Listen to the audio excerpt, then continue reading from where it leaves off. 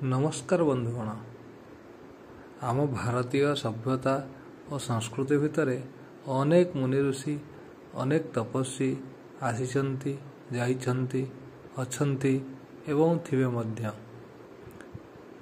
सेमानंक शिक्षा सेमानंकर दीक्षा सेमानंकर वेदज्ञान एवं सेमानंकर दैनिक परिचर्या आम मानक पई एक शिक्षणीय विषय। ସେହି ଭିତରୁ ଆମର ବର୍ଣ୍ଣ ଆଶ୍ରମ ଆମର ଦୈନିକ ପରିଚର୍ୟା ଏବଂ ଆମର ଧର୍ମ କିପରି ହେବ ଏହି ବିଷୟରେ ଏକ ସଂକ୍ଷେପ ବିବରଣୀ ବା ପ୍ରଶ୍ନୋତ୍ତର ବେଦବ୍ୟାସ ମୁନିଙ୍କ ସହ ତାଙ୍କର ପିତା ପରାଶରଙ୍କର ହୋଇଥିଲା। ତେଣୁ ଏହାକୁ ଆଧାର କରି ରଚନା କରାଯାଇଥିଲା ପରାଶର ସଂହିତା, ଯାହାର ମୂଳ ସଂସ୍କୃତ ଭାଷାରେ ଉଲ୍ଲେଖ ଅଛି ଏବଂ ତାକୁ ଓଡ଼ିଆରେ ମଧ୍ୟ କେତେକାଂଶରେ ଅନୁବାଦ କରାଯାଇଛି। ତେଣୁ ସେଥିମଧ୍ୟରୁ ଏକ ପାଣ୍ଡୁଲିପି ମୋର ହସ୍ତଗତ ହୋଇଛି। ସେଥିମଧ୍ୟରୁ ଆମେ କେତୋଟି ନିର୍ଦ୍ଦିଷ୍ଟ ବା ଗୁରୁତ୍ୱପୂର୍ଣ୍ଣ ବିଷୟ ଉପରେ ଆଲୋଚନା କରିବା। ଯେତେବେଳେ ଏକ ଦିବସରେ ହିମାଳୟ ପର୍ବତର ଊର୍ଦ୍ଧ୍ୱଭାଗରେ ଦେବଦାରୁ ବିରାଜିତ ଆଶ୍ରମରେ ମହର୍ଷି ବେଦବ୍ୟାସ ଏକାଗ୍ର ମନରେ ଆସୀନ ଅଛନ୍ତି, ଏହି ସମୟରେ କେତେକ ଋଷି ତାଙ୍କୁ ପ୍ରଶ୍ନ କଲେ, ହେ ସତ୍ୟବତୀ ନନ୍ଦନ, ବର୍ତ୍ତମାନ କଳିଯୁଗରେ କେଉଁ ଧର୍ମ କିପରି ଶୌଚ ଓ କିପରି ଆଚାର ମନୁଷ୍ୟଙ୍କର ହିତକର ଆପଣ ଅନୁପୂର୍ବକ ବୋଲିବା ହୁଅନ୍ତୁ। ଏହି ସମୟରେ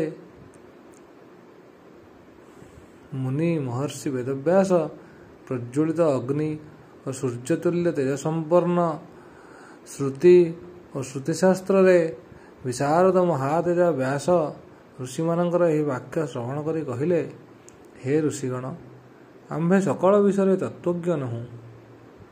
କି ପ୍ରକାରରେ ଧର୍ମ ବୋଲିବୁ, ଏ ବିଷୟ ଆମ୍ଭର ପିତାଙ୍କୁ ପ୍ରଶ୍ନ କରିବାର କର୍ତ୍ତବ୍ୟ।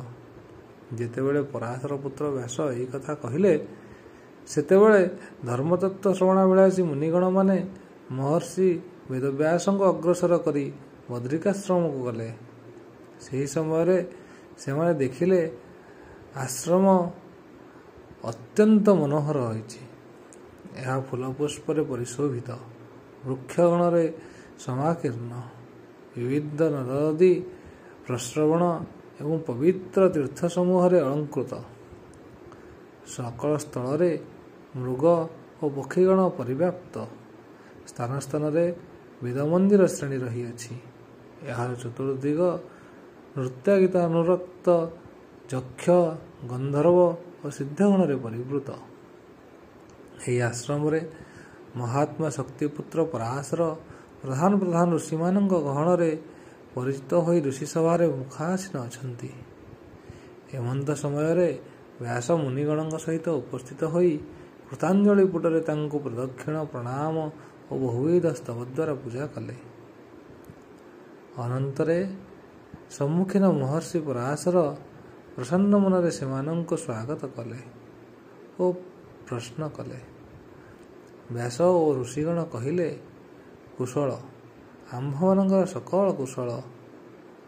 ତଦନନ୍ତରେ ବେଦବ୍ୟାସ ପ୍ରଶ୍ନ କଲେ, ପିତା, ଯେବେ ଆପଣଙ୍କ ପ୍ରତି ଆମ୍ଭର କିପରି ଭକ୍ତି ତାହା ଅବଗତ ଥାନ୍ତି ଅଥବା ଆମ୍ଭ ପ୍ରତି ଆପଣଙ୍କର ସ୍ନେହ ଥାଏ, ତାହା ହେଲେ ଏହି ଅନୁଗୃହୀତ ବ୍ୟକ୍ତିଙ୍କୁ ଧର୍ମୋପଦେଶ ପ୍ରଦାନ କରିବା ହୁଅନ୍ତୁ।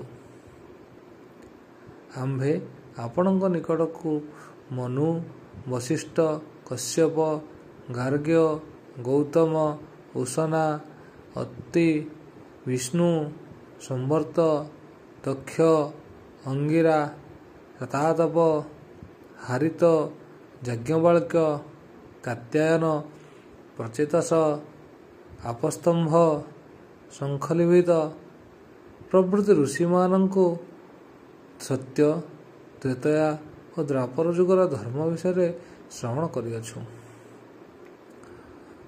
ଉଦ୍ବୋଧ ପ୍ରୋକ୍ତ ଏହି ସମୁଦାୟ ବୈଦିକ ଧର୍ମ ଯେପରି ଶ୍ରବଣ କରିଅଛୁ ସେପରି ବିସ୍ମୃତ ହୋଇନାହୁଁ। ପୂର୍ବୋକ୍ତ ଧର୍ମ ସକଳ ବର୍ତ୍ତମାନ ମନ୍ୱନ୍ତରରେ ସତ୍ୟ, ତ୍ରେତା ଓ ଦ୍ୱାପର ଯୁଗ ନିମିତ୍ତ ନିର୍ଦ୍ଦିଷ୍ଟ। ଏହି ସକଳ ଧର୍ମ ସତ୍ୟ ଯୁଗରେ ବ୍ୟବସ୍ଥାପିତ ହୋଇଥିଲା, ହେଲେ କଳିଯୁଗରେ ସେ ସମୁଦାୟ ଧର୍ମଭ୍ରଷ୍ଟ ହୋଇଅଛି। ଅତଏବ ଚାରିବର୍ଣ୍ଣର ସାଧାରଣ ଧର୍ମ କିଞ୍ଚିତ୍ ବୋଲିବା ହୁଅନ୍ତୁ।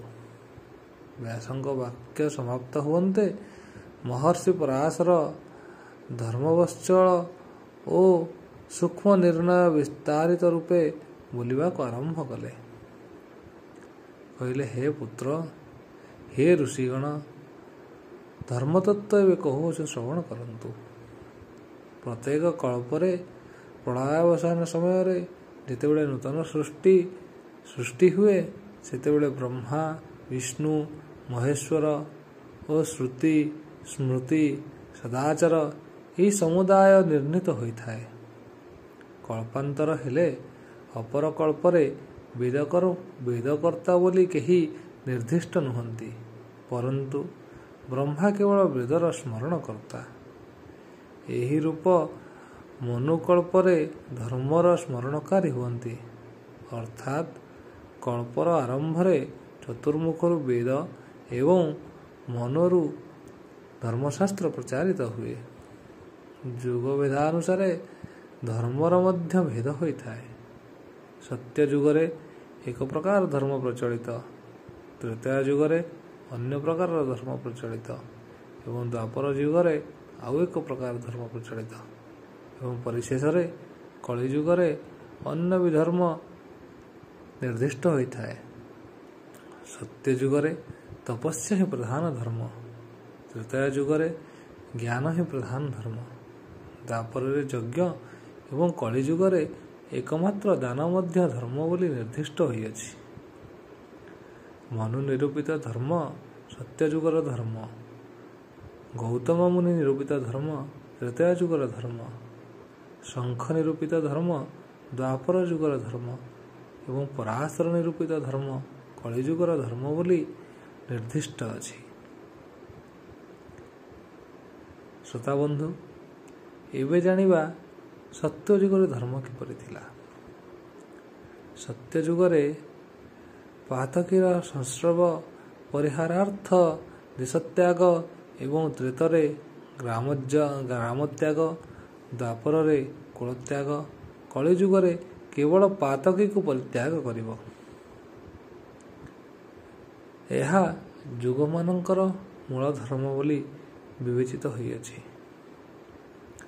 ସତ୍ୟ ଯୁଗରେ ପାପୀ ସହିତ ଆଳାପ ଦ୍ୱାରା ପାପରେ ପତିତ ହୁଅନ୍ତି, ତ୍ରେତୟା ଯୁଗରେ ଦର୍ଶନ ଦ୍ୱାରା, ଦ୍ୱାପର ଯୁଗରେ ଅନୁଗ୍ରହଣ ଦ୍ୱାରା, କଳିରେ କର୍ମ ଦ୍ୱାରା ପ୍ରଭାବିତ ହୁଅନ୍ତି।